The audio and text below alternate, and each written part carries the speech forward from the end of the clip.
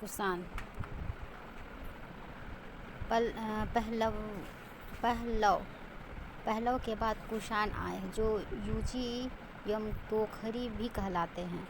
युची नामक एक कबीला 5 कुलों में बट गया था। उन्हीं में से एक कुल के थे कुषाण। कुषाण वंश के संस्थापक कुजुल कडफिसेल था। इस वंश का सबसे प्रतापी राजा कनिष्क था।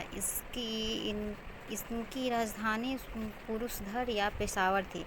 कुषाणों की द्वितीय राजधानी मथुरा थी। कनिष्क ने 78 ईसा पर गद्दी पर बैठने के समय में एक संवत चलाई जो शक संवत कहलाता था, जिन्हें भारत सरकार द्वारा प्रयोग में लाया जाता है।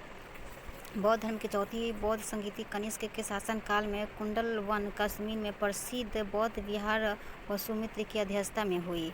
कनिष्क बौद्ध धर्म के महायान संप्रदाय का अनुयायी था। आरंभिक कुषाण शासकों ने भारी संख्या में स्वर्ण मुद्राएं जारी की, जिनकी शुद्धता गुप्त काल की स्वर्ण मुद्राओं को उत्कृष्ट है। कनिष्क का राजवैद्य आयुर्वेद का विख्यात विज्ञान चरक था, जिसने चरक संहिता की रचना की। महाविभास सूत्र के रचनाकार वसुमित्र हैं। इसे ही बौद्ध धर्म का विश्वकोश कहा जाता है। कनिष्क के राजकवि अश्वघोष ने बौद्धों का रामायण बुद्ध चरित्र की रचना की। वसुमित्र पार्श्व नागा अर्जुन महाचेत और संघ रक्षक भी कनिष्क के दरबार की विभूति थे। यानी कि वसुमित्र पार्श्व नागा अर्जुन महाघोष और संघवेद की।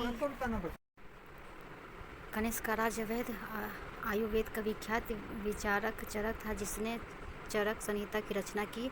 महाविभाषण सूत्र के रचनाकार वसुमित्र हैं। इसे ही बौद्ध धर्म का विश्वकोश कहा जाता है। कनिष्क ने राजकवि अश्वघोष के बौद्धों का रामायण बुद्ध चरित्र की रचना की। वसुमित्र पार्श्व राजा नागार्जुन महाचेत और संघ रक्षक भी कनिष्क के दरबार की विभूति थे।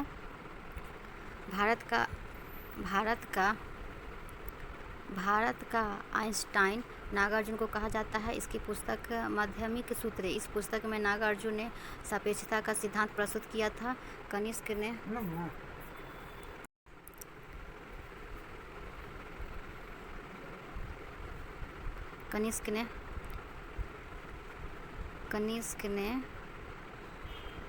कनिष्क की मृत्यु 102 ईस्वी में हुई। कुषाण वंश का अंतिम शासक वासुदेव था।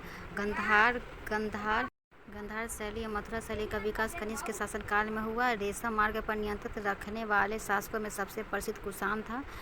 नोट रेशम बनाने की तकनीक का आविष्कार सबसे पहले चीन में किया गया था।